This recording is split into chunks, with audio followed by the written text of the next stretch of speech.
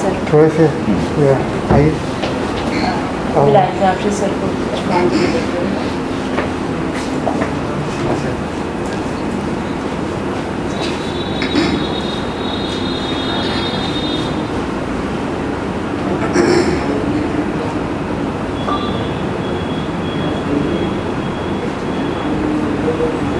आइए। मैं आमंत्रित करता हूँ चित्रा मोहन को कि वो अपने विचार। शुक्रिया। तब सीमा ने रखा है कि साहित्य और सिनेमा मतलब प्रेमचंद जी का साहित्य, और ऑब्वियसली बात है कि जब साहित्य था तो उसके बाद में उस पर सिनेमा की अप्रोच आई और देखा तो आंकड़ों से भाई मेरा 36 का आंकड़ा, तो आंकड़े मैं भूल जाती हूँ सब वगैरह, तो मैंने थोड़ा सा लिख भी लिया था। ज़रूरत पड़ेगी तो ज़रूर बताऊँगी ताकि कभी कभी चीज़ें इधर उधर हो जाती हैं। इन्होंने क्या दिया अध्यापक, एक्चुअली प्रेमचंद और भारतेंदु जी दोनों मेरे बड़े प्रिय रहे हैं और शायद मेरा सौभाग्य कि इन पर मुझे बहुत काम करने का मौका मिला। तो जो अपनी अल्पबुद्धि में पढ़ समझ पाई हूँ, तो जहाँ तक मुझे याद आता है कि 31 जुलाई 1880 में जब प्रेमचंद जी पैदा हुए वाराणसी के लम्ही ग्राम में अजायब राय और आनंदी के बेटे के रूप में, और वो जब विकसित हुए धीरे धीरे पढ़ने लगे तो प्रेमचंद जी ने हिंदी और उर्दू दोनों भाषाओं में लिखना शुरू किया था। और सबसे पहले ज़माना पत्रिका से उन्होंने धनपत राय के नाम से लिखना शुरू किया, जितना मुझे याद आता है। अगर बहुत संक्षेप में और मूल में कहूँ, बहुत ज़्यादा विस्तार देने की ज़रूरत नहीं है, तो प्रेमचंद जी का जो ये दौर था 1880 से लेकर 1936 में जब उनकी डेथ हुई है, ये वो काल था जब प्रेमचंद जी पैदा हुए और लिख रहे थे, आगे बढ़ रहे थे। तो इसे बैड लक कहें या गुड लक कहें कि उन्होंने सेवा सदन पर फिल्म बनाई और उसमें सुब्बल लक्ष्मी राव ने काम किया पुरस्कृत हुई। फिर मृणाल सेन आते, मृणाल सेन ने कफन पे ओका उड़ी कथा बनाई जो तेलुगु में बनाई और राष्ट्रीय पुरस्कार मिला। फिर उसके बाद अभी ये चलता रहा, फिर गबन पे भी उनकी फिल्में बनी। उन्होंने मजदूर फिल्म लिखी थी, जैसा मैंने बोला हो गया, लेकिन उनको समझ में आ गया कि मैं मेरी चीज़ें भले इस्तेमाल करी जाए लेकिन मैं उस फलक के लिए नहीं बनाऊँ, मुझे वापस ही लौटना पड़ेगा। और फिर 1980 में आपको याद होगा निर्मला धारावाहिक, जो उनकी कहानी निर्मला, उस पर भी धारावाहिक भी बना।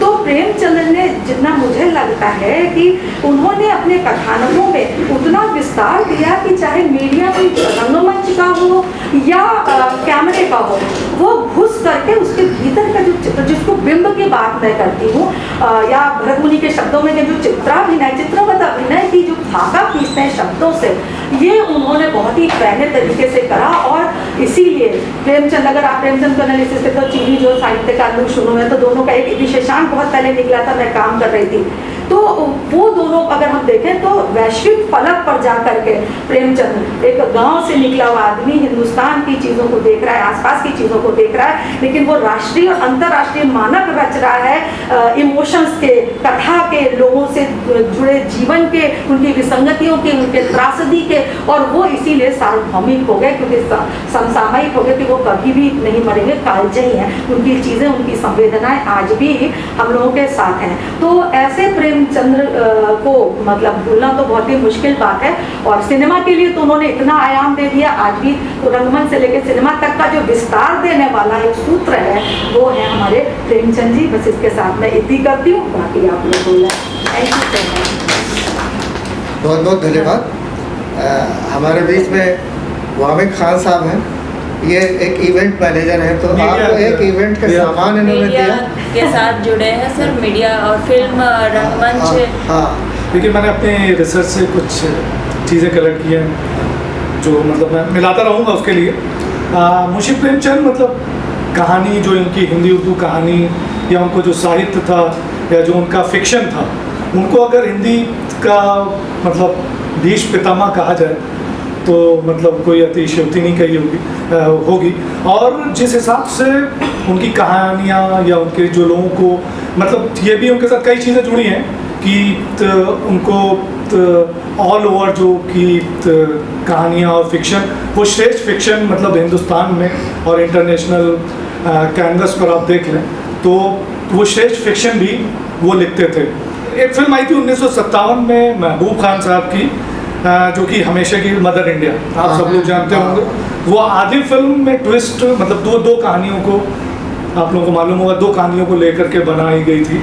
एक आधी फिल्म तक सवा सेर गेहूँ चला, मतलब पे उस पे उन्होंने बनाई है महबूब खान साहब ने। अच्छा। और फिर एक रशियन राइटर थे, तो उनका नाम था, एक रशियन नावल था, तो उसका नाम था मदर को और सवा सेर गेहूँ को गूंद करके ये फिल्म बनाई गई थी। शुक्रिया, थैंक यू वेरी मच, बहुत बहुत धन्यवाद। हमारे बीच में संध्या रस्तोगी जी हैं, एक सुप्रसिद्ध अभिनेत्री हैं, और आपको मुंशी प्रेमचंद की दृश्यात्मकता प्रभावित करती है। आपसे अनुरोध है कि कुछ अपने विचार प्रकट करें। जी, धन्यवाद।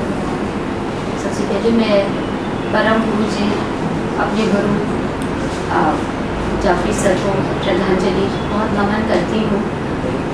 जाफरी प्रेमचंद जी के लिए चूँकि मैं एक टीचर भी हूँ, एक प्रिंसिपल कॉलेज में, तो हालांकि विषय मेरा इंग्लिश है, लेकिन हिंदी साहित्य से मेरा बहुत गहरा संबंध है। मुझे प्रेमचंद जी ने सबसे ज़्यादा, इनकी प्रगतिशीलता ने मुझे बहुत ज़्यादा प्रभावित किया। जब मैं अपने बच्चों से भी बात करती हूँ, कॉलेज में 31 जुलाई को हम लोग मनाते हैं हमेशा प्रेमचंद जयंती, तो लेकिन सिनेमा के संदर्भ में कभी भी बात नहीं हुई।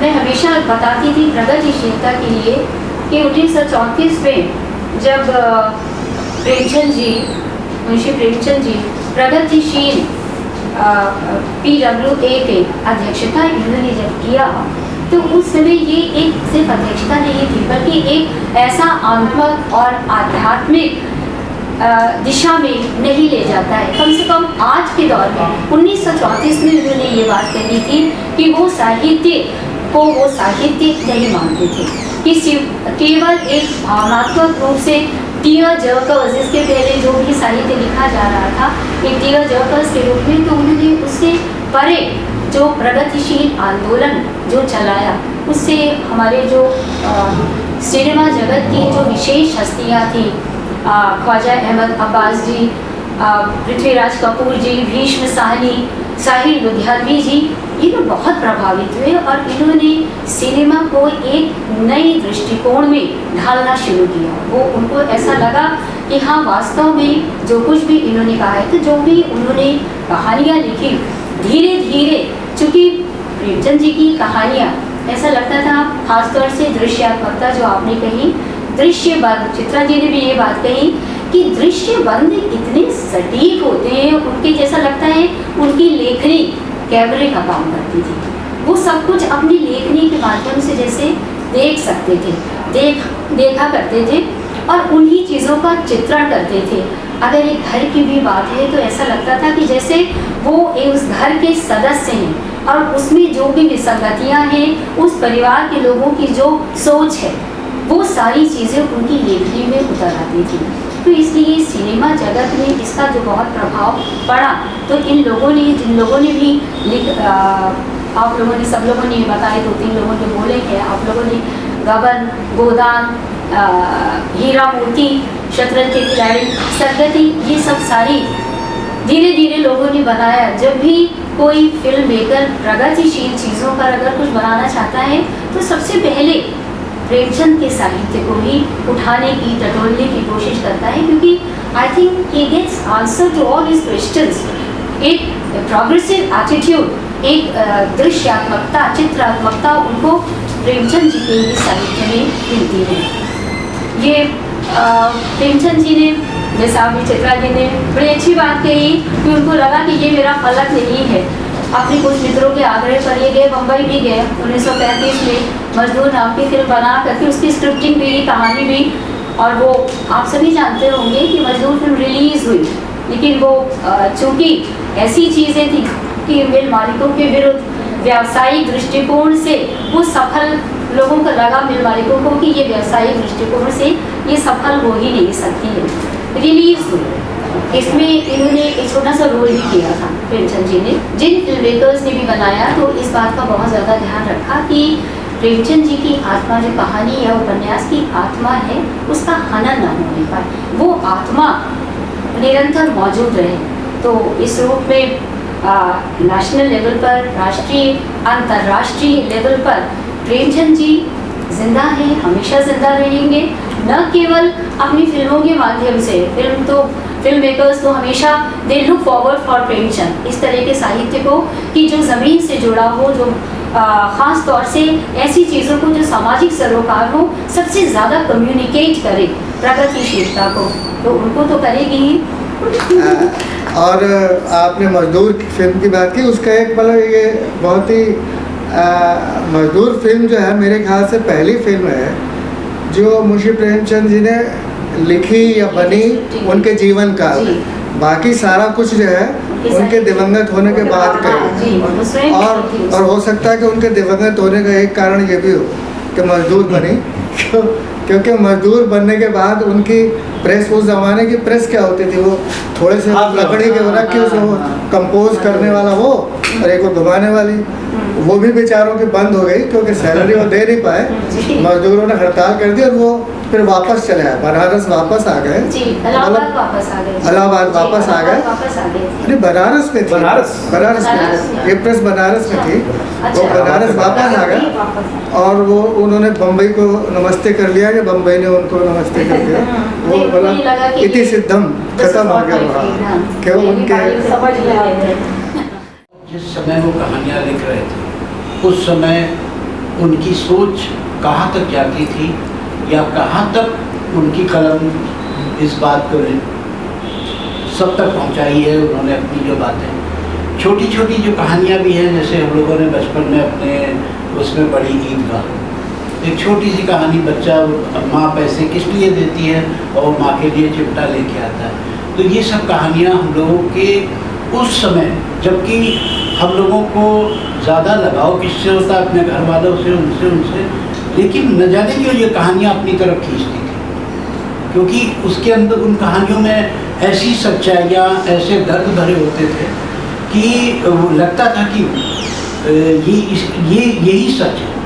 तो वो देख करके, वो सुन करके, वो पढ़ करके अपने जीवन में भी कुछ परिवर्तन आता है, कुछ सोच बदल जाती है उनकी कहानियों को पढ़ के।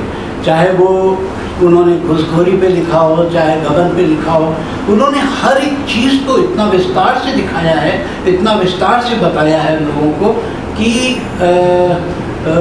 उनकी कहानियाँ हमारे जीवन में प्रेरणा बन के खड़ी रहती हैं। और आज लगभग इनका 140 साल के आसपास इनका जन्म हो गया और लगभग समझ लीजिए 100 साल, एक छोटा सा 140 साल निकल जाने के बाद भी आज इनके जो इन्होंने हमें दिया है शायद ही हम किसी और उसमें समझ पाते हो, क्योंकि इनकी कहानियाँ बचपन से हमारे साथ चलती चली आ रही। और मेरा तो कहना ये है कि अभी जो हमारे बच्चों के शिक्षा में जो कहानियाँ थोड़ी कम चलती हैं, 2-3 कहानियों के सिवा 4 कहानियाँ ही आती हैं, तो ये उन लोगों के रेगुलर कोर्स में इन लोगों की कहानियाँ बढ़ाई जाए, मुंशी प्रेमचंद जी की कहानियाँ बढ़ाई जाए, मेरा यही है मानना। और अपने जिन्होंने अपने साहित्य को इतनी ऊंचाइयों तक पहुंचाया है, ऐसे लोगों के जन्म बर्बाद। Thank you. अब हमारे बीच में एक बहुत डरी हुई है, लेकिन जब बोलेंगी तो लगता है इनका सारा डर निकल जाएगा और बाकी सब डर जाएंगे। अच्छा क्या है? मैं मृदुला से डरी नहीं रिक्वेस्ट करता हूँ कि आप मुंशी प्रेमचंद जी के ऊपर जो है कुछ थोड़ा सा बोले और उनके मतलब सिनेमा से जुड़ने की बात को लेकर। सबसे पहले तो जैसे कि जहाँ पर हो रहा है कि जाफरी साहब को हमारी तरफ से और हमारी संस्था की तरफ से बहुत श्रद्धांजलि। वो हम लोगों के बहुत अच्छे मित्रों में से भी थे, बहुत अच्छे सलाहकार भी थे और हमारे साथ काफ़ी उनकी पत्नी कृष्णा जी भी हमारे साथ उन्होंने काम किया, हमारे नाटक में काम किया, हमारे साथ में नॉर्वे गए, फिनलैंड गए। तो हम लोग का ऐसे संबंध थे कि कम से कम ईद पर बकरीद पर तो हम जाते ही जाते थे उनके यहाँ और हमेशा जाते थे। तो इस बार भी बहुत अजीब लग रहा था कि वो यहाँ नहीं थे हमारे। कल परसों से जब से खबर सुनी तब से बहुत मन भी खराब हो रहा था। तो आज सीमा ने इस तरह की श्रद्धांजलि रखी, सीमा को इसके लिए बधाई। कि क्योंकि मन कर रहा था ऐसा कुछ होना चाहिए, लेकिन ये समय ऐसा है। अब ये डर जिसकी बात जिसको कह रहे हैं, मजाक में कह रहे हैं, लेकिन ये डर है। इस डर उम्र का भी है, समय का भी है, जिसका है कुछ। और हमारे बहुत एकाध प्रियजन चूँकि कोरोना में चले गए, इसलिए वो हम अंदर डर है मेरे समाया हुआ है। बात अभी यहाँ पे प्रेमचंद जी की हो रही है। बहुत सारी बातें उनके बारे में तो करीब करीब जो हम लोग उनके विषय में बात कर रहे हैं, तो उनके जन्म से लेके, बचपन से लेके, और सारे उनके साहित्य भी काफ़ी परसेंटेज लोगों का देखा सुना पड़ा हुआ है। मुझे कल अचानक मेरे मन में एक बात आई थी, जब मैं बात कर रही थी कि जैसे कहते हैं कि प्रेमचंद को कहते हैं अपने युग प्रवर्तक, जो साहित्य का युग प्रवर्तक, मतलब वो उस समय उन्होंने वो एक युग का पूरे एक तरीके से अपने तरह के साहित्य लिखने का निर्माण किया, जो अंतर जिसको कहते हैं उनके समय का युग वो किया। ये सबको पता है, उनके लेखन के बारे में सबको पता है, उनकी कृतियाँ पता हैं। जब 300 से अधिक अगर कोई कहानियाँ लिखेगा, 15 उपन्यास लिखे उन्होंने, 7-8 अनुवाद किए उन्होंने, और बहुत ज़्यादा टॉल्स्टॉय की कहानियों से लेके मतलब बहुत काम किया, उनकी कहानियों का उन्होंने अनुवाद किया। तो और अचानक जो एक अलग हटके मन में बात आ रही थी कि कभी कभी ऐसा होता है कि बहुत प्रोटेक्टिव व्यक्ति जो होता है, जिसको बहुत प्रोटेक्ट किया जाता है, बहुत प्रोटेक्टिव व्यक्ति से ज़्यादा, ये मेरा अपना पर्सनल लाइफ का एक्सपीरियंस है, आपको जब कहीं कुछ नहीं मिलता है या आपके अंदर कहीं कुछ खालीपन होता है तो शायद आपके अंदर क्रिएशन ज़्यादा उभरता है, संवेदनाएं भी आपकी अधिक जागृत होती हैं। ये बात प्रेमचंद जी के संदर्भ में मेरे मन में इस सेंस रहा, उनका पढ़ने में चूँकि बहुत रुझान था, तो वो इनका एक तंबाकू विक्रेता था, उसकी दुकान पर ये जाके बैठते थे, एंड ही वॉज अ मुस्लिम। तो उसके यहाँ वो एक किताब है तिलिस्मे खुरेशुबा करके है, संग्रह है, जिसमें कि अकबर को खुश करने के लिए कुछ उनके यहाँ की तिलिस्मी कहानियाँ जैसे लिखी जाती है ना, जो राजा के प्रसंग को, राजा को खुश करने के लिए जो कहानियाँ, तो उसका बैठ के वो सुनाई जाती थी राजा का। उर्दू में थी, कहानियाँ भी तिलिस्मी कहानियाँ थी, लेकिन प्रेमचंद ने खुद कहीं स्वीकार किया इस बात को कि उन कहानियों से जो एक उनकी कल्पना शक्ति को विस्तार मिलता था, और साल भर तक लगभग वो उसके यहाँ घंटे 2 घंटे वो कहानियाँ जब सुनाने का टाइम होता था, वो मतलब वो पढ़ी जाती थी और कहानी सुनाई जाती थी, तो वो जाके वहाँ बैठते थे। इतना ही नहीं था, उसके अलावा एक पुस्तक विक्रेता से उन्होंने दोस्ती करी थी, जो किताब बेचता था, इसलिए दोस्ती, और उसके यहाँ बैठ के किताबें पढ़ने को मिलेंगी।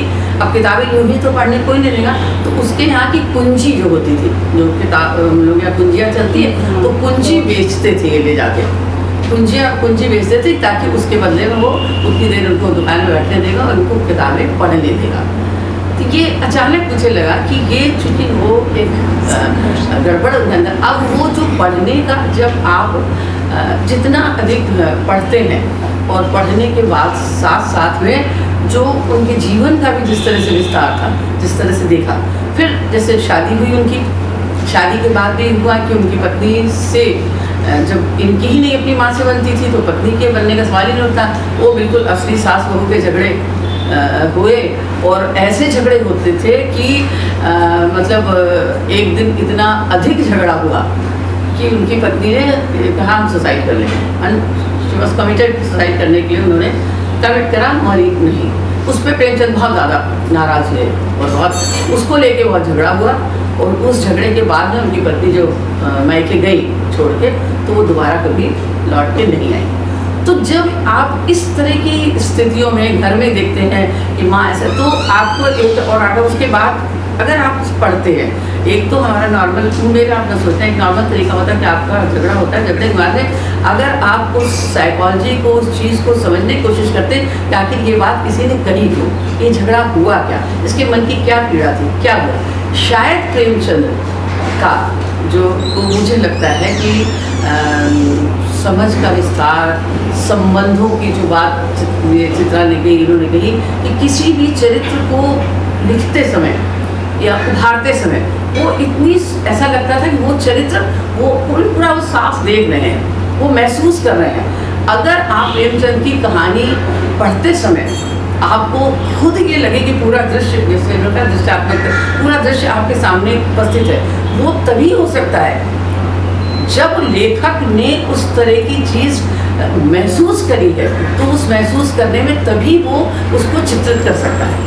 जिस चीज़ के लिए हम लोग नाटक में इस बात को भी कहते हैं कि जब आप एक्टिंग कर रहे हैं और एक्टिंग करते समय जो सीन कर रहे हैं, अगर आप उसको अपनी खुद पूरी तरह से फील करके कर रहे हैं, जब आप फील कर रहे हैं तभी आप फील दूसरे को दे पाएंगे। वरना आप खुद भी नकली करेंगे तो देखने वाला को तो नकली लगेगा खुद में। शायद ये एक अलग बात इसलिए थी क्योंकि उनके साहित्य पे बहुत विस्तार से बात हो गई है और हम कर सकते हैं कि ये जो उनकी सूक्ष्म दृष्टि थी वो शायद उनके जीवन, जो पर्सनल जीवन की जो शायद कुछ गड़बड़ी या विसंगतियाँ या जो कुछ रहा, उसने उनको अंदर के उसको झंझकोरा बहुत सारी चीज़ों को, और सूक्ष्मता से उन्होंने चीज़ों को देखा और लिखने की कोशिश करी।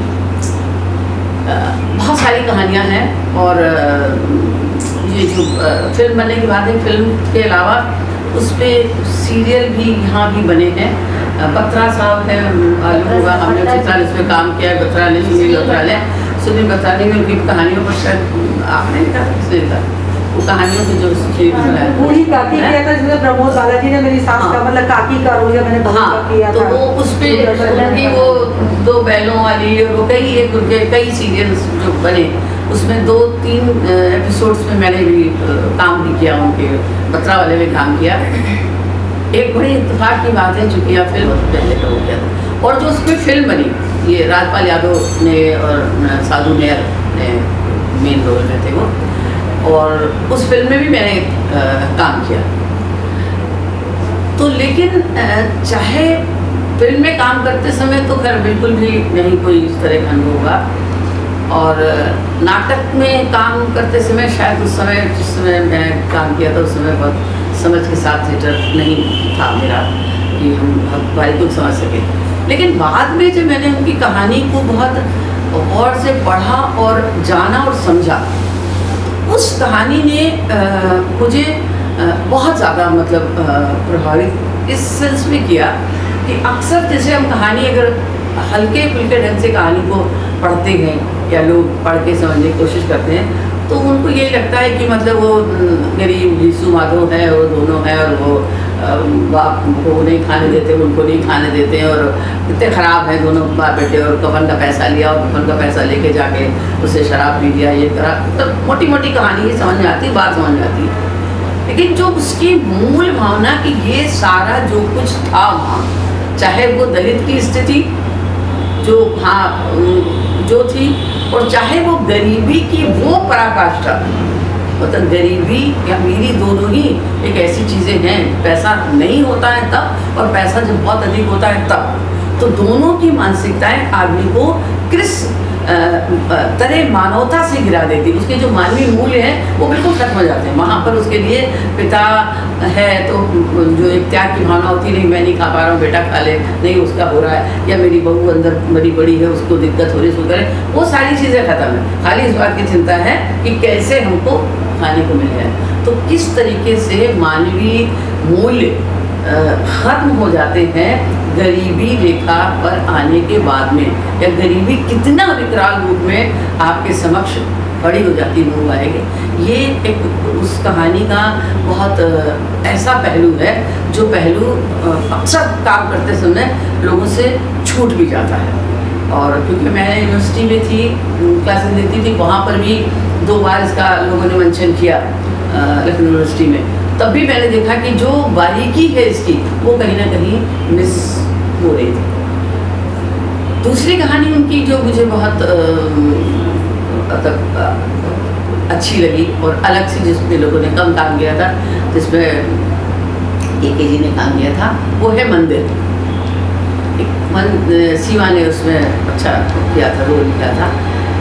मंदिर कहानी भी मतलब एक छोटी सी कहानी में सारी चीज़ें, पूरी सोसाइटी की व्यवस्था, पूरे समाज की पूरी क्या व्यवस्था है, उस व्यवस्था में से लेके और एक माँ की अपने बेटे, अपने हस्बैंड, उसकी रिलेशनशिप के साथ में लेके और गरीब के लिए, जैसे आपने कहा कि कफन की बात की, प्रेमचंद ही एक ऐसे राइटर हैं, अगर आप बोलिए कि मानवीय मूल्यों की बात की कि अगर दलित रेखा मतलब धन की रेखा के नीचे, गरीबी रेखा के नीचे और अगर गरीबी रेखा के ऊपर, पहली बात तो ये मूल्यों की बात जो है ये दोनों बातें अभी मैं जिस कहानी का नाम लूँगी वो है कैसे अवमूल्यन होता है और कैसे समाज के हर वर्ग पर उन्होंने चोट मारी है और एक ही इमोशन पर दो कहानियाँ, दो डायमेंशन में लिखने का भी ये जो श्रेय है इनको जाता है। मुझे तो गूज़बम्स आ रहे हैं क्योंकि जब मैंने काम किया था तो कफन और उसके बाद सदगति, अगर आप देखिए दोनों कफन की लालसा में मर जाते हैं। मैंने नाटक ही रखा था उसको बनारस में भी, उन्होंने बनारस में भी खेला,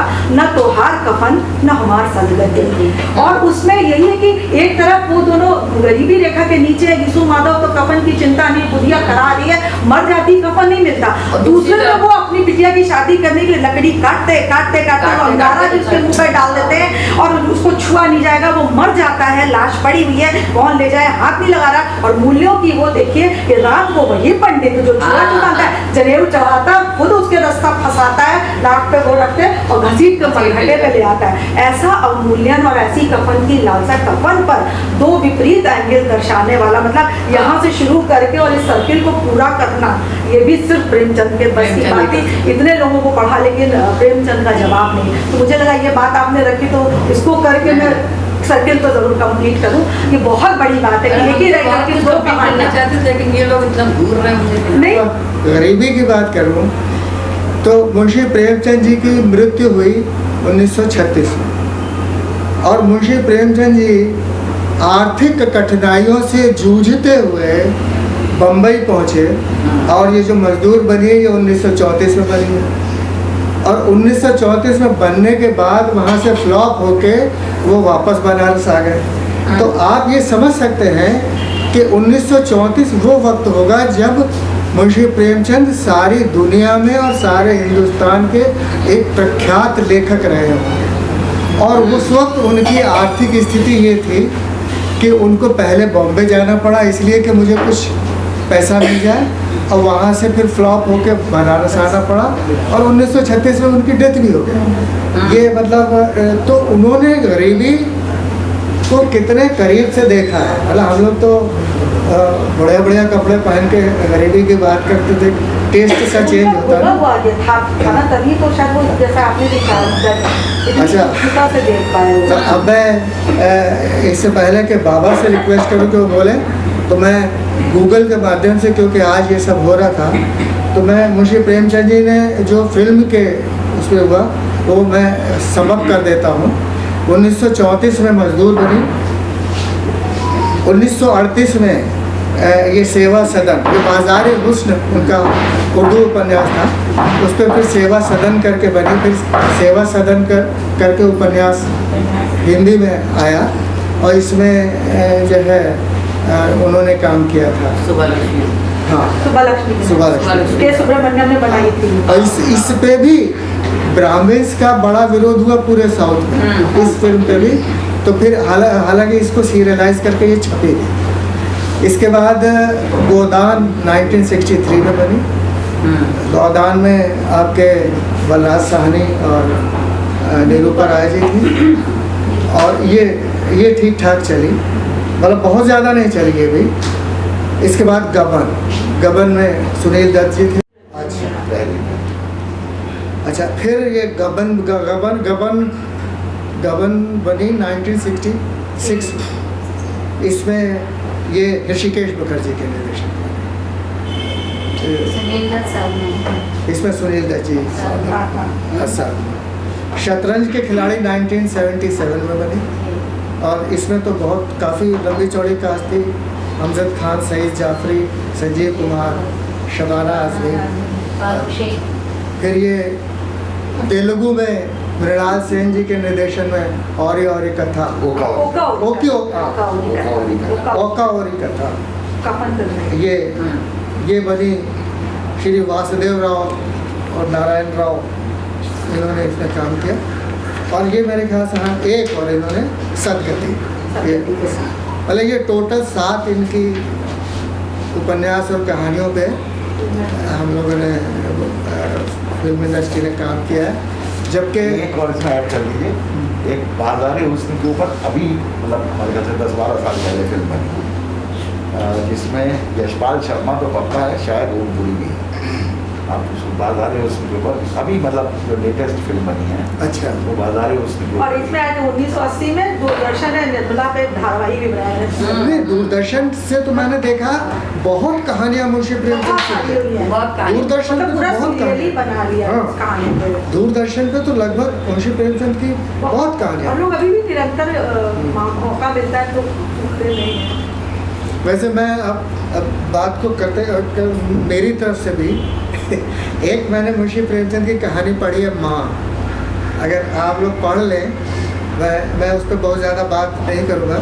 मेरे ख्याल से बहुत मार्मिक, दिल को छूने वाली बहुत अच्छी कहानी है, बहुत ही अच्छा। आप लोग उसे पढ़ें। मैंने उसका नाट्य रूपांतर कर लिया है और ऐसे इनकी कहानी माता का हृदय है, है? कौन सी? माता का हृदय। माता का हृदय। हाँ। हाँ, लेकिन वो बिल्कुल अच्छी है, मतलब अच्छी बहुत प्यारी कहानी है, जरूरी नहीं है हाँ, मतलब एकदम बिल्कुल सपाट कहानी है, कुछ तो उसमें इनकी कहानियों में मुझे ये भी लगता है कि अलग अलग मनस्थिति में आप पढ़िए तो अलग अलग तरीके से अच्छी लगती ये है। तो है ना, आप जिस मनस्थिति में उसी से अगर रिलेट कर गए तो रिलेट हाँ। तो व्यक्तित्व को पकड़ा कि कुछ भी हो जाए उसके बाद वो जो बोलेंगे तो कुछ तो दे ही देंगे।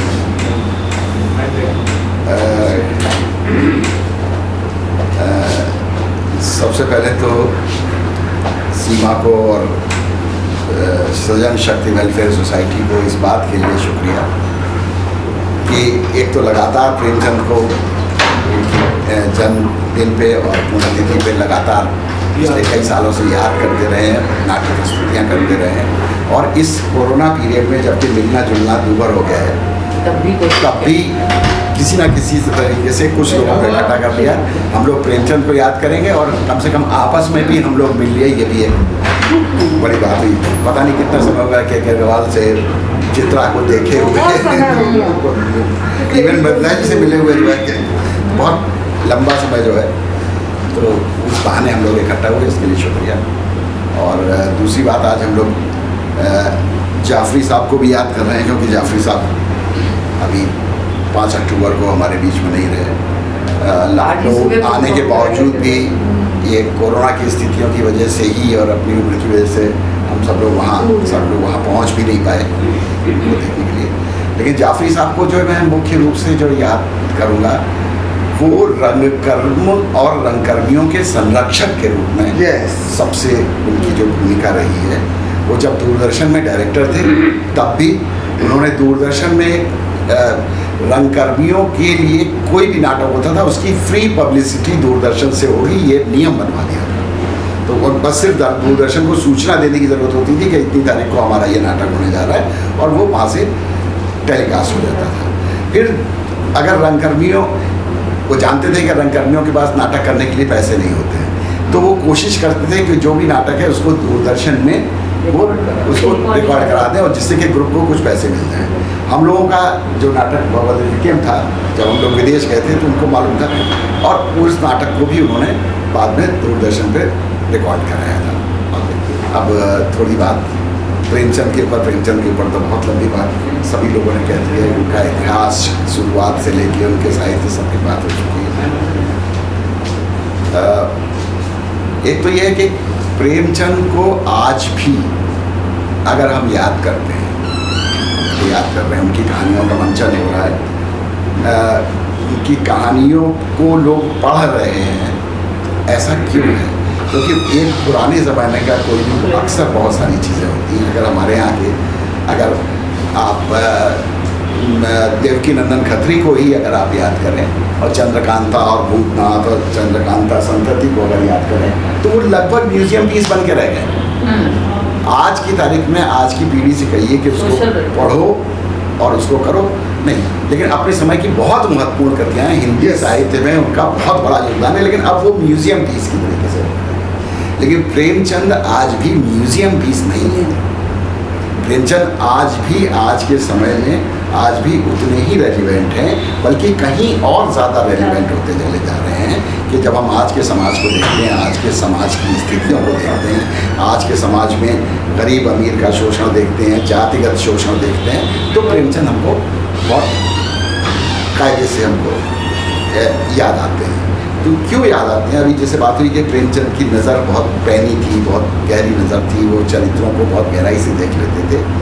ये तो है ही, ये तो बहुत बड़ी बात है प्रेमचंद की चरित्रों की गहराई में उतर जाना। नज़र पैनी थी, लेकिन नज़र के साथ साथ उनका जो नज़रिया था उन चीज़ों को देखने का, उनकी नज़र जहाँ जाती थी उसके साथ उनका नज़रिया उनको एक ख़ास ढंग से देखना। बहुत बढ़िया। वो जो नज़रिया था उनका, वो आज भी मतलब हमको चीज़ों को देखने में, आज की समय की, आज की दुनिया को, आज के समाज को देखने में वो नज़रिया हमारी मदद करता है। और ये नज़रिया उनका जो विकसित हुआ था, वो नज़रिया विकसित जो आप जैसे अभी भी बात हो रही थी कि उनकी सब अलग कहानियाँ बहुत अलग अलग तरह की चीज़ों को दिखती हैं, उनका स्तर भी अलग। तो प्रेमचंद पहले दिन से तो प्रेमचंद थे नहीं, प्रेमचंद की भी एक कंटिन्यूअस ग्रोथ है। लंबे समय तक जो उन्होंने लेखन किया उसमें एक कंटिन्यूअस ग्रोथ है। और पहले उनका जो लेखन है वो एक स्टेज में आप देखिए तो वो रोमांटिसिज्म है, दुनिया कैसी होनी चाहिए, एक आदर्शवाद, जो चित्रा ने कहा कि आदर्शवाद और यथार्थवाद का अच्छा सम्मिश्रण है। तो पहली शुरुआती उनकी कहानियाँ, उनकी कृतियाँ जो है वो रोमांटिसिज्म से भरी हुई हैं। रोमांटिसिज्म का मतलब यह है कि दुनिया, उनकी कल्पना की दुनिया कैसी होनी चाहिए, लोग कैसे हों, कैसा व्यवहार करें। लेकिन उसके बाद दूसरी स्थिति जो भारत में जो स्वतंत्रता आंदोलन आता है उसमें गांधी का जो प्रभाव है वो प्रेमचंद के ऊपर पड़ता है, और उनके गांधी के विचारों का बहुत गहरा प्रभाव प्रेमचंद के ऊपर पड़ने लगता है। और उससे प्रभावित होकर आप देखिए, जहाँ तक आप रंगभूमि भी देखिए, तो रंगभूमि भी कहीं गांधी के विचारों से, तो उनके उपन्यास कहानियाँ एक समय के बाद उस रोमांटिसिज्म से निकल के और गांधी के प्रभाव में, और ये हमारे स्वतंत्रता आंदोलन से जो चीज़ें निकल रही थी उसको वो उनकी कृतियों में, उनकी रचनाओं में शामिल होने लगता है। और फिर जो तीसरी स्टेज है, जो सबसे इम्पॉर्टेंट है, जहाँ के उनके सारे महत्वपूर्ण कृतियाँ, उपन्यास, चाहे वो गोदान हो या उनकी जो कफन जैसी कहानियाँ हों, वो सब कहानियाँ जो थर्ड स्टेज में उनकी जो निकल के आती हैं, वो थर्ड स्टेज वो स्टेज है 1917 में रूस की क्रांति होती है, लेनिन का प्रभाव और कार्ल मार्क्स का प्रभाव और प्रगतिशीलता का प्रभाव, कि जहाँ प्रेमचंद को, जैसे जो गांधी का जो प्रभाव था, वो प्रभाव ये था कि लोग, एक सुधारवाद, कि लोगों को सुधार दिया जाए, लोगों को ये समझा दिया जाए कि नहीं ये गलत चीज़ है, तो लोग सुधर जाएंगे। लेकिन एक दूसरी स्टेज जब लगा कि अब चीज़ों को सुधारना संभव नहीं है, ये मेज़ को हम लीप पोत के अब ये सही नहीं हो सकते, अब तो मेज़ बदलनी पड़ेगी। तो यानी कि जो परिवर्तन के अब कोई क्रांति से चीज़ों को बदलना पड़ेगा, सुधारने से काम चलने वाला नहीं है। ये प्रेमचंद को जिस स्टेज पे समझ में आया, तो तीसरी स्टेज की उनकी कृतियाँ वो कृतियाँ हैं जिसमें कि वो एक आंदोलनकारी, एक लोगों के अंदर क्रांति की भावना को फैलाते हुए शोषण को बर्दाश्त न करने की चेतना जगाते हुए, उसके बाद और उसी चेतना जगाने की फिल्म जो है वो जो मजदूर या द मिल के नाम से जो फिल्म, जिसको उन्होंने खुद लिखी, जो उनकी खुद की लिखी हुई एक ही फिल्म है, पहली और आखिरी एक ही फिल्म है जो उन्होंने खुद लिखी थी, वो द मिल या मजदूर के नाम से वो फिल्म है। तो वो स्टेज आ रही है उनकी कहानियों में, उपन्यास में, और 36 में ही फिल्म, 34 में वो बम्बई गए, तो वो भी करीब करीब आखिरी दौर है उनके लेखन का, आखिरी दौर है जब वो बॉम्बे गए। तो इस तरीके से उनका विचार भी लगातार समृद्ध होते चले गए। जहाँ पे हम लोग गलती अक्सर ये करते हैं कि प्रेमचंद अगर शुरू में यहाँ थे तो हम मानते हैं, कुछ लोग कहने लगते हैं नहीं प्रेमचंद ये थे, फिर प्रेमचंद हाँ प्रेमचंद ये भी थे, प्रेमचंद ये भी थे, और प्रेमचंद ये भी थे, और सारी चीज़ें अलग अलग कहानियों से उनको साबित कर रही हैं। कोई इस कहानी से साबित करी तो आप उनको कुछ और साबित कर सकते हैं, उस कहानी से साबित करिए तो उनको कुछ और साबित कर सकते हैं, इस कहानी से साबित करी तो गांधीवादी साबित कर सकते हैं, इस कहानी से करी तो उनको आप मार्क्सवादी साबित कर सकते हैं। तो वो उनकी तो दूसरी चीज़ ये है कि उनके जो जीवन में जैसे बुल्ला जी ने इशारा किया है कि सिर्फ विधवा विवाह के बारे में बात नहीं करते थे, उन्होंने खुद विधवा विवाह किया। अभी बात आपने कही कि वो उनकी करेगी निर्धनता की, तो इतने निर्धन क्यों हो गए थे? ये भी अभी जो चित्रा ने बात किया, जो कानपुर में जो सोजे वतन जो संग्रह छपा था और जिस मैगजीन के लिए काम करते थे ज़माना के लिए, वो नवाब राय के नाम से लिखते थे। धनपत राय नवाब राय, और नवाब राय के नाम से लिखते थे। और बाद में जब सोजे वतन जब्त हो गया, तब वो बैन कर दिया गया, उसके बाद जब दोबारा उन्होंने लिखना शुरू किया तो उनके जो क्या दयाशंकर निगम जैसे कुछ नाम था संपादक का, जो उन्होंने सजेस्ट किया कि अब नाम बदल लो, नहीं तो फिर बैन हो जाएगा। तब उन्होंने अपना नाम प्रेमचंद और प्रेमचंद के नाम से उसके बाद लिखना शुरू किया। लेकिन मैं जो बात कर रहा था कि गांधीवाद की बात है, अब अगर गांधीवाद से वो प्रभावित हो रहे हैं, प्रेमचंद गरीब नहीं थे। प्रेमचंद ने जो थे वो डिप्टी इंस्पेक्टर ऑफ स्कूल्स, बहुत बड़ा पद होता है। हमारे नाना जी सब डिप्टी इंस्पेक्टर ऑफ स्कूल से रिटायर हुए थे, सब डिप्टी, और वो डिप्टी साहब के नाम से पूरे कासगंज में मशहूर थे और उनके मतलब इतने बड़े आदमी माने जाते थे। और प्रेमचंद तो डिप्टी इंस्पेक्टर ऑफ स्कूल्स थे।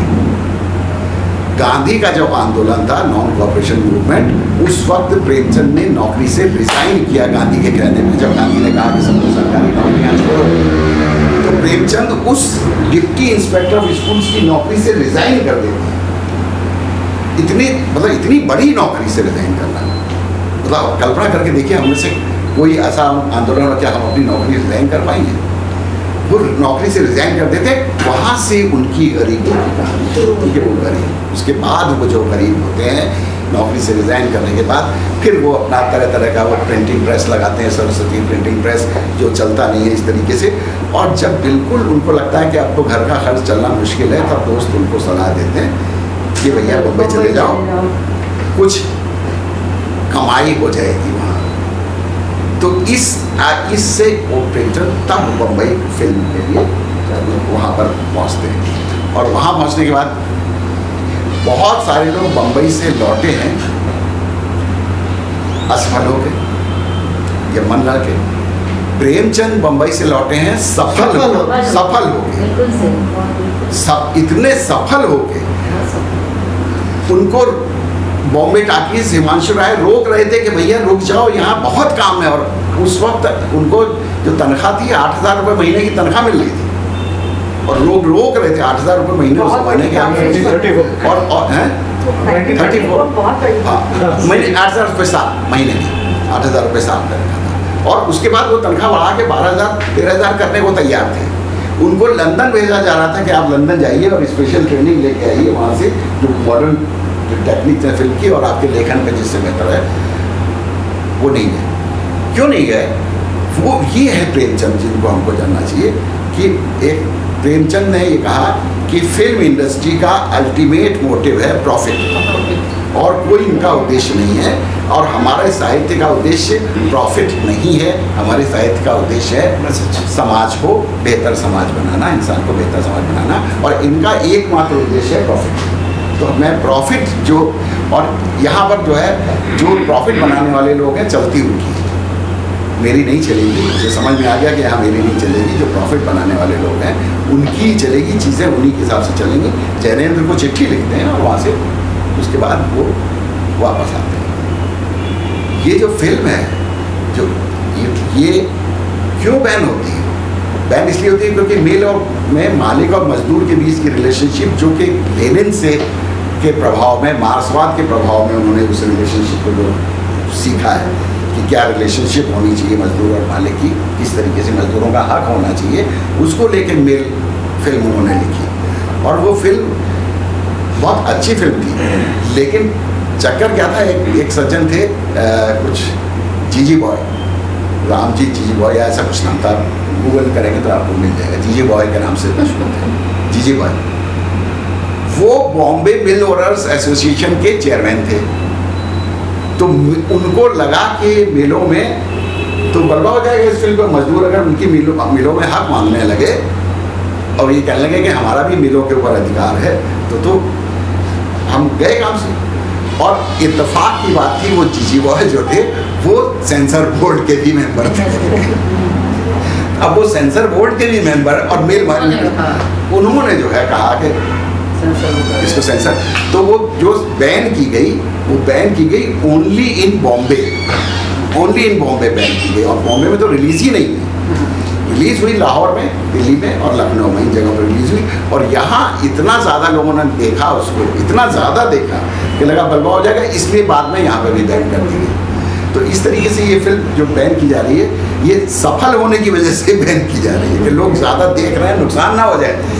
समाज में इस तरह की भावना अगर फैल जाएगी तो समाज बदलेगा तो बहुत नुकसान हो जाएगा। ये इस तरह की जो चीज़ें थी, तो ये प्रेमचंद वहाँ से वापस लौट आते हैं। बाद में उनकी कहानियों के ऊपर लोगों ने फिल्में बनाई, वो सफल हुए, वो एक अलग बात है।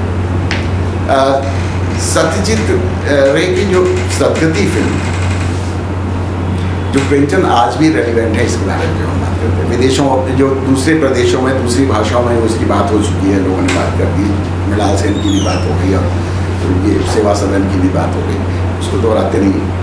लेकिन सदगति के बारे में ज़रूर एक बात ये कहना चाहते हैं कि ये 1981 में सदगति फिल्म बनाई थी सत्यजीत रे ने, और 82 में मोस्ट प्रोबेबली 31 मार्च था, या वो हो सकता है पता तो, लेकिन अभी तक मुझे याद है वो 31 मार्च है। दूरदर्शन ने प्रोड्यूस की थी ये फिल्म, दूरदर्शन इसका प्रोड्यूसर था और दूरदर्शन ने प्रोड्यूस की थी। और शायद 31 मार्च 82 या हो सकता है 31 जनवरी हो, दिमाग में, लेकिन 31 तारीख दिमाग में आ रही है। उस दिन ये इसका नेशनल टेलीकास्ट हुआ था, और जब इसका नेशनल टेलीकास्ट हुआ था पूरे हिंदुस्तान में इस फिल्म के बारे में चर्चा और सराहना होती। और अखबार में शायद पायनियर अखबार था, टाइम्स ऑफ इंडिया था, मुझे बहुत अच्छी तरीके से याद है। उस अखबार में दूसरे ही दिन सुबह अंदर इसका पूरा बहुत बड़ा रिव्यू उस फिल्म का छपा। और आप सोचिए कि उस दिन उस अखबार की जो फ्रंट पेज की जो न्यूज़ थी, मेन हेडलाइन थी, वो थी साड़ूपुर कांड में दलितों का नरसंहार। ये फ्रंट पेज की न्यूज़ है कि दलितों का नरसंहार साड़ूपुर में, और अंदर सदगति का रिव्यू है। हम और राकेश हम लोग बैठे, हम लोगों ने चर्चा कर रहे थे कि देखो, मतलब प्रेमचंद के ज़माने में जो दलित है वो इस तरीके से सदगति फिल्म बन रही है, उसमें जो है तो ऐसा क्यों हो रहा है कि वो लिखने के बाद वो और बढ़ रहा है, अब तो गोली चलने लगी। ये क्या फिनोमेना हुआ? इसको हम लोग जो है स्टडी करने के लिए चर्चा आपस में, जैसे दोस्त मिलते हैं करते करते हम लोग बात करते, हम लोगों के सब्जेक्ट यही सब हुआ करते थे, बात कर रहे थे। तो उसके बाद ये निकल के आया कि चूँकि सदगति में जो दलित प्रतिरोध है वो क्या है, हम लाश नहीं उठाएंगे, इससे ज़्यादा प्रतिरोध नहीं है उसमें। ना वो कहते हैं कि हम आपका कुछ नुकसान करेंगे, ना हम कोई आंदोलन करेंगे, बस वो कहते हैं कि हम दलित लोग ये खड़े होकर कहते हैं कि हम इसकी लाश नहीं उठाएंगे, और पंडित जी को खुद लाश उठानी पड़ती है। बस उनका प्रतिरोध इतना है। वो हम लोगों ने महसूस किया कि अब आज के समय में प्रतिरोध बढ़ा है। अब इतना भर नहीं है कि हम लाश नहीं उठाएंगे, अब पूछते मारा कैसे तुमने, तुम्हारी हिम्मत कैसे हुई, और हम तो पुलिस में जाएंगे, हम तो ये करेंगे, हम तुम्हारे बगल से खड़े होकर मतलब चुनाव लड़ेंगे, तो अब चुनाव लड़ेंगे। मिट्टी का तेल का अगर कोटा गांव में राशन का कोई कोटेदार बनना है, हम भी अप्लाई करेंगे। खाली ये नहीं कि ठाकुर या ब्राह्मण जो है वो खाली जो है वो अब उनको खाली कोटा नहीं मिलेगा, हम भी अप्लाई करेंगे। तो उनका प्रतिरोध समाज में चूंकि बढ़ रहा है, इसलिए अब नौबत आग लगाने, गोली चलाने और इन सब तक, वहाँ तक नौबत पहुँच रही है। और कफन के ऊपर ज़रूर बात करना चाहते हैं। तो ये भी किया, ने रोल किया था, हम लोगों ने मेघदूत संस्था ने वो कफन किया था। अब ये कहना चाहते थे कि कफन कहानी प्रेमचंद की इतनी मुश्किल कहानी है, इतनी मुश्किल कहानी है कि उसको समझना, उसके मतलब उसकी गहराई तक जाना ये थोड़ा मुश्किल है। इसलिए जब उसकी प्रस्तुतियाँ की जाती हैं तो या तो वो दो शराबियों की कहानी बनकर जाती है, देखो शराबी ऐसे थे कि कफन बेच के खा गए, वो इस तरह की प्रस्तुति उसकी बन जाती है। हमारे ख्याल से कफन कहानी आप सब लोगों ने बड़ी होगी है, तो वो क्या शराबी देखो कफन बेच के खा गए, वो कहता है बड़े मक्कार थे, काम चोरी करते थे, ये करते थे, वो करते थे, देखो अंदर बीवी का वो नहीं आ रहा है, तो मॉरलिटी की कहानी बन जाती है कि कितना मतलब मानवीय मूल्य कितना गिर गए कि अंदर पत्नी जो है वो प्रेग्नेंट है, उसका प्रसव होने वाला है, और वो अंदर इस वजह से नहीं जा रहे कि दोनों में से कोई बाप कहीं एक आलू ज़्यादा ना खा ले, इस वजह से अंदर नहीं जा रहे। तो अलग अलग ढंग से लोग उन कहानियों को लेते हैं, जो कि वो प्रेमचंद की कहानी है नहीं। प्रेमचंद की कहानी जिस वजह से महान मानी गई है वो कहानी, वो कोई दूसरी वजह है जिसकी वजह से वो इतनी मतलब वन ऑफ द नहीं बल्कि best story in Indian literature वो मानी जाती है। वो उसमें जो है वो उसकी बात करेंगे। हम लोगों ने जब उस कहानी को किया था, it was a very bad presentation. अपनी प्रस्तुति को कोई नहीं कहेगा, बल्कि वो इतना निहायत घटिया था। तो आप किसी ने रख दिया था? आपने नहीं किया ना? हमने नहीं किया था, इससे क्या होता है, हमारी नहीं, संस्था का आपने- था। आपने रोल तो किया था। हमने रोल मेरा बहुत अच्छा था। इसको समझ लीजिए कि निहायत घटिया प्रेजेंटेशन। उसमें भी वही हुआ था कि जो गीसू माधव के सीन राजावस्ती, और सबसे अच्छे एक्टर्स राजावस्ती और अनिल शुक्ला जो लखनऊ में सबसे अच्छे एक्टर्स थे वो रोल कर रहे थे, और उन्होंने ऐसी कॉमेडी क्रिएट करी थी कि ऐसी तालियां पूरा पब्लिक हंस रही है। पब्लिक हंसी, तो जो उसकी जो ट्रेजेडी थी कफन की सरकती कॉमेडी क्रिएट हो रही थी, हमने देखा था बाबू, अच्छा, हमने देखा था। उसके बाद वो इतना पसंद आया लोगों को, कुछ लोगों को पसंद आया कि दूरदर्शन ने उसको लिफ्ट कर दिया, कि दूरदर्शन में उस नाटक की रिकॉर्डिंग हुई, और वो नाटक कफन जो है वो जिसका नेशनल टेलीकास्ट हुआ, और नेशनल टेलीकास्ट के बाद दिनमान जैसी मैगजीन में, शायद सर्वेश्वर सक्सेना थे उस समय, नहीं रघुवीर साहे थे, उन्होंने हमारी प्रस्तुति की वो छीछालेदर की है कि इतना मतलब ऐसा लगा कि शर्म से डूब जाए। क्यों? क्योंकि वो कहानी अलग कहानी है, उसकी वो गहराई अगर नहीं निकलेगी तो ये कॉमेडी बनेगी, ये गरीबों के ऊपर जिसको कहना चाहिए, या अक्सर कुछ लोग कहते हैं कि दलितों के ऊपर व्यंग्य निकलेगा, दलितों को मतलब इतना नीचा दिखाया गया कि वो कफन बेच के पी जाते हैं, शराब पी जाते हैं, या इस तरह की चीज़ दिखाई गई, यही उस कहानी में निकलेगा। क्योंकि उस कहानी का जो सूत्रवाक्य है, वो सूत्रवाक्य कैसे उभारा जाए, वो उस कहानी का बहुत बड़ा चैलेंज है। उस कहानी में जब वो कफन के लिए पैसा मांग रहे होते हैं लोगों से, तो जमींदार आता है और वो उससे पैसा मांगते हैं, वही अपना रोने का पूरा नाटक करके पैसा मांगते हैं, और जमींदार उनको कहता है कि कहीं कोई काम धंधा क्यों नहीं करते, कुछ काम धंधा करा करो तो कुछ कमाई हो जाए, हर वक्त मांगते रहते हो। इस तरह का जब वो चले जाने के बाद जो गीसू और माधव कहते हैं, वो है उस कहानी का असली तत्व। वो ये कहते हैं कि जो लोग दिन रात मेहनत मजदूरी करते हैं, खून पसीना एक करते हैं, वही कौन हमसे बेहतर जिंदगी जी रहे हैं। तो अगर they have know dreams, even सपने तक खत्म हो चुके हैं, क्योंकि मेहनत मजदूरी करने से भी हम लोग अक्सर बड़े आराम से रिक्शा वाले कहते हैं देखो पड़ा हुआ सोता रहता है, ये नहीं कि 2 सवारी और बिठा ले तो सो रहे, कर नहीं हम अभी नहीं जाएंगे, कह दिया। अरे उसके पास ड्रीम नहीं है, उसको मालूम है 4 रुपये और कमा लेंगे तो वो क्या जाएगा, कोई कोठी तो बनती नहीं है। तो उसके बाद जब आपके सपने ही खत्म हो जाए, बेहतर जिंदगी के, बेहतर उसके जब सपने खत्म हो जाए, तो ना कोई मूल्य बचते, ना इंसानियत बचती है, कुछ बचता नहीं है। तो वो उन सपनों के भी खत्म हो जाने की कहानी है कफन के, जहाँ सपने ही खत्म हो चुके हैं। मेरी पुस्तक में कफन का नाट्य रूपांतर है, और मुझे लगता है कि अगर उसको किया जाए तो उसमें कहीं कॉमेडी है ही नहीं आएगी, और कोई शोभा भी नहीं होनी चाहिए कि सही मैंने आपसे जो कहा था वो बिल्कुल वायदे पे सच उतरा कि अध्यक्ष महोदय ने जो बोला तो हम सबको बिल्कुल बांध के रख दिया। आई थिंक आप इससे मानेंगे, अध्यक्ष की बात तो कोई बोल ही नहीं सकता। सिर्फ मैं इतना ज़रूर कह दूँ कि जो अभी देखिए इन्होंने जरा सी बात की कि प्रेमचंद खरे थे और चित्रा जी ने यथार्थ और आदर्शवाद की बात की।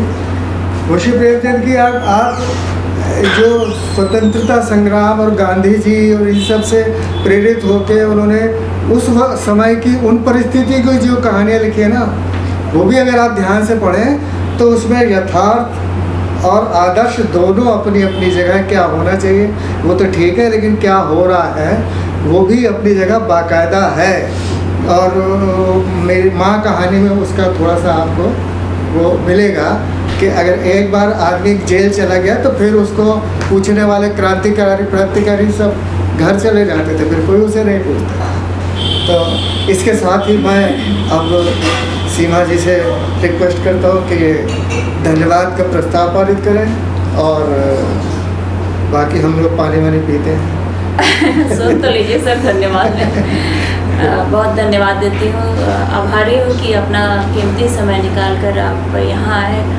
और कुछ यादें जैसे कि सर अभी बता रहे थे विलायत जाफरी सर की सब, तो चूँकि मैं आपसे बहुत छोटी हूँ, यहाँ जितने आप सभी मौजूद हैं, और उनके साथ 3 साल पहले लगभग बहुत नाम सुना था पहले, लेकिन हिम्मत नहीं होती थी कि सर से कैसे बात करें।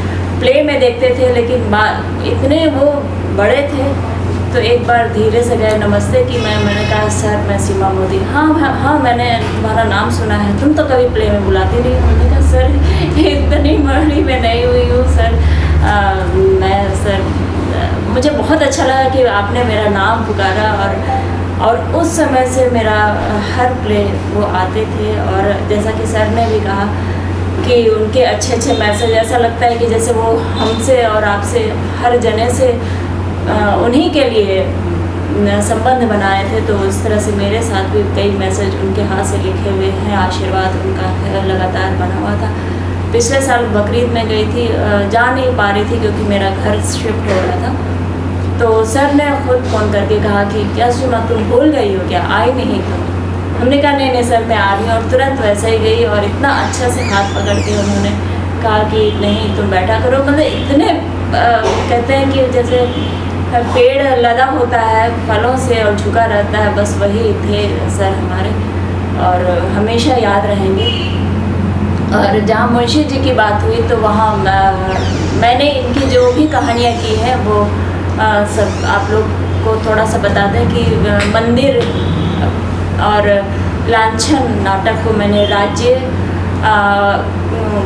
कई जगह में उत्तर प्रदेश के कई जिलों में किया, और इसके साथ साथ राष्ट्रीय स्तर पर भी किया और अंतर्राष्ट्रीय स्तर पर भी किया, जिसमें कुछ छोटी सी याद मेरी ऐसे जुड़ी है कि इनकी जो भी कहानी होती थी उसमें महिला, गरीब ही ज़्यादातर इसमें दिखाया गया है गरीब का, लेकिन वो सशक्त होती थी महिला जो भी होती थी। वो मंदिर की जैसे मैम आपने बात की, तो महिला वो बहुत सशक्त है अपने पति के लिए, वो अपनी सारी चीज़ें बताती है।